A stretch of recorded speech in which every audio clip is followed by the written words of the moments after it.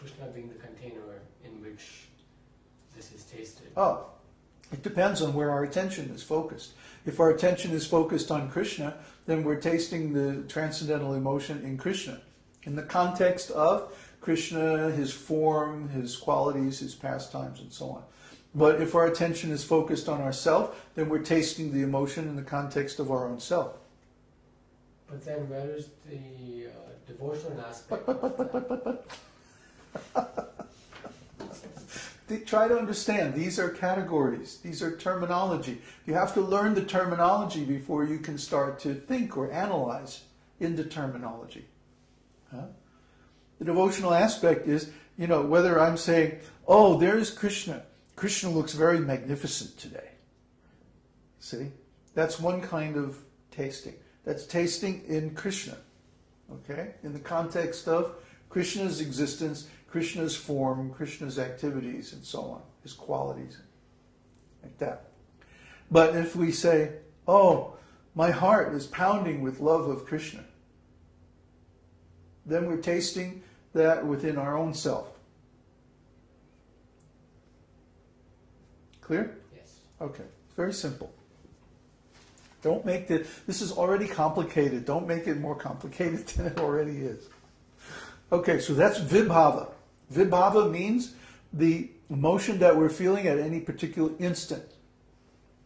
Okay? Now, how do we know what we're feeling? Huh? It's just like, how do you know what you're tasting when you eat food? Huh? If someone serves you some very nice food, some nice prasadam, how do you know what you're tasting? From past experiences. Yeah. For example, if you're a cook and when I combine certain ingredients in this way, certain spices, then I get this kind of taste. When I combine other ingredients, I get a different kind of taste. So just by tasting, you can know the ingredients in this particular dish are this way and like that. Okay? So when we experience these transcendental emotions, when we have these different categories of thought in our minds, then we can analyze them. And we can say, oh, this is alambana, this is vibhava, this is vishaya alambana, this is ashraya alambana. You see? Now we have these categories. We can actually give them names. We can actually talk about our feelings. English, and all Western languages, are poverty-stricken when it comes to talking about feelings. There are only very few words. Feelings are so complicated. It's like colors. There are more words for colors in English than there are for feelings, which I think is very stupid because there's more feelings than there are colors. And feelings are also related to one another in a systematic way. They're not arbitrary. They don't just come into existence for no reason. But with English, there's no way to describe all this. So we have to learn these categories of thought so that we can describe our ecstatic emotions, at least to ourselves. But when it comes to other people, how do we express our ecstatic emotions? Either so that other people will know, or if we are observing a devotee's activities, how do we know that they're feeling ecstatic emotion? How do we know that their consciousness is in relation to Krishna? This is called anubhava. And we described that in the first series, the first satsang of this series. We talked about dancing, singing, performing worship activities, worshiping the deities, cooking for Krishna, doing service, paying obeisances, all the activities, the external activities of a devotee. These are called anubhava. Why anu? Because anu means following. Anu means following. So when someone has an ecstatic emotion that comes from their consciousness being in relation to Krishna, what follows? They do something. They perform some action based on that feeling. Nobody can perform the actions of Krishna consciousness unless they have a transcendental emotion first. They first have to bring their consciousness into relationship with Krishna somehow or other. It's our favorite phrase, right? Somehow or other. Either they meet Krishna's devotee, or they read the Shastra, or they begin to inquire into the great questions of life. What's the meaning of existence? Why am I here? Why is this world like this? What is God? What is life? What is consciousness? All the great questions of life will lead ultimately to one's contemplating one's relationship with Krishna. Otherwise, you cannot make a meaningful answer to any of these questions.